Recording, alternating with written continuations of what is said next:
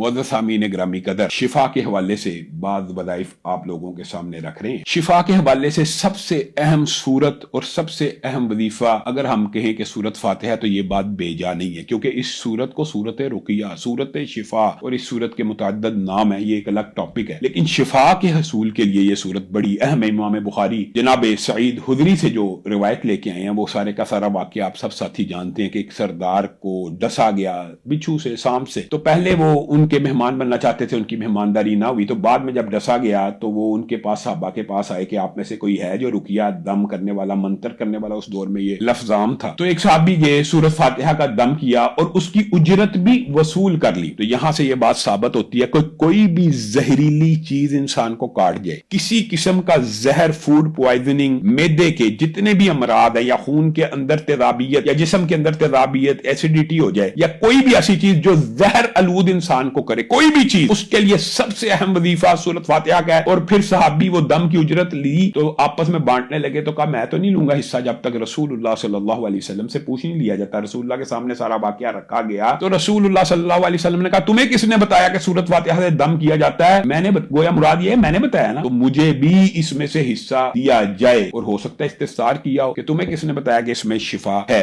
तो सूरत फातिहा जहर के इलाज के लिए किसी भी किस्म के बहुत ज्यादा